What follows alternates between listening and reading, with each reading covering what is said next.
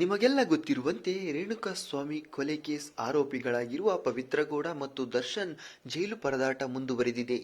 ದಿಂಬು ಹಾಸಿಗೆಗೋಸ್ಕರ ದರ್ಶನ್ ಕೋರ್ಟ್ ಕಟಕಟೆಯಲ್ಲಿ ಪದೇ ಪದೇ ವಿನಂತಿ ಮಾಡಿದ್ದು ಗೊತ್ತೇ ಇದೆ. ಚಳಿ ತಡೆಯೋದಕ್ಕೆ ಆಗ್ತಿಲ್ಲ, ಮನೆಯಿಂದ ತಂದ ಕಂಬಳಿ ಕೊಡಿ ಅಂತ ದರ್ಶನ್ ವಕೀಲರ ಮೂಲಕ ಪದೇ ಪದೇ ಮನವಿ ಮಾಡಿಸಿದ್ರು. ಆದರೂ ದರ್ಶನ್ ಮನವಿಗೆ ಜೈಲು ಅಧಿಕಾರಿಗಳು ಕ್ಯಾರೆ ಅನ್ನುತ್ತಿಲ್ಲ. ಇತ್ತ ಕೋರ್ಟ್ ಅನುಮತಿ ಕೊಟ್ಟ ಮೇಲೆ ಪವಿತ್ರಗೆ ದಿನವೂ ಮನೆಯಿಂದ ಊಟ ಬರ್ತಾ ಇದೆ. ಆದ್ರೆ ಜೈಲು ಅಧಿಕಾರಿಗಳು ಇದುವರೆಗೂ ಮನೆಯೂಟಕ್ಕೆ ಅನುಮತಿ ಕೊಡದ ಹಿನ್ನೆಲೆ ಪವಿತ್ರಗೆ ಜೈಲೂಟವೇ ಗತಿಯಾಗಿದೆ.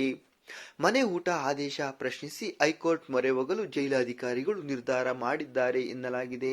ಸೆಷನ್ಸ್ ಕೋರ್ಟ್ ಆದೇಶ ಪ್ರಶ್ನಿಸಿ ಹೈಕೋರ್ಟ್ಗೆ ಮೇಲ್ಮನವಿ ಸಲ್ಲಿಸಲು ಸಿದ್ಧತೆಗಳನ್ನ ಮಾಡಿಕೊಳ್ಳಲಾಗಿದೆ. ಜೈಲು ಅಧಿಕಾರಿಗಳಿಂದ ಹೈಕೋರ್ಟ್ನಲ್ಲಿ ಮೇಲ್ಮನವಿ ಸಲ್ಲಿಸಲು ನಿರ್ಧಾರ ಮಾಡಲಾಗಿದೆ ಎನ್ನಲಾಗಿದೆ. ದರ್ಶನ್ ಪಾಡು ಅಷ್ಟೇ, ಮನೆಯಿಂದ ಕಳಿಸಿದ ಬ್ಲಾಂಕೆಟ್ ಬದಲು ಜೈಲಲ್ಲಿ ಎಲ್ಲರಿಗೂ ಕೊಡುವ ಬ್ಲಾಂಕೆಟ್ ಅನ್ನೇ ದಾಸನಿಗೆ ನೀಡಲಾಗಿದೆ. ಒಟ್ನಲ್ಲಿ ಹೊರಗೆ ದರ್ಬಾರ್ ಮಾಡಿಕೊಂಡಿದ್ದ ದರ್ಶನ್ ಪವಿತ್ರ ಜೈಲಲ್ಲಿ ತುತ್ತು ಅನ್ನಕ್ಕೆ ಕಂಬಳಿ ಹೊದಿಕೆಗೆ ಮತ್ತೆ ಮತ್ತೆ ಕೈಯೊಡ್ಡ ಸ್ಥಿತಿ ಬಂದು ಬಿಟ್ಟಿದೆ. ಈಗಾಗಲೇ ದರ್ಶನ್ ಜೈಲು ಸೇರಿ 6 ತಿಂಗಳಾಗಿದ್ದು ಸದ್ಯದಲ್ಲಿ ಜಾಮೀನಿಗೆ ಅರ್ಜಿ ಸಲ್ಲಿಸಲು ದರ್ಶನ್ ವಕೀಲರು ಪ್ಲಾನ್ ಮಾಡಿದ್ದಾರೆ ಎನ್ನುವ ಸುದ್ದಿ ಕೇಳಿ ಬರುತ್ತಿದೆ. ಈ ಬಗ್ಗೆ ನಿಮ್ಮ ಅನಿಸಿಕೆ ಅಭಿಪ್ರಾಯಗಳನ್ನು ತಪ್ಪದೇ ಕಾಮೆಂಟ್ ಮಾಡಿ ತಿಳಿಸಿ.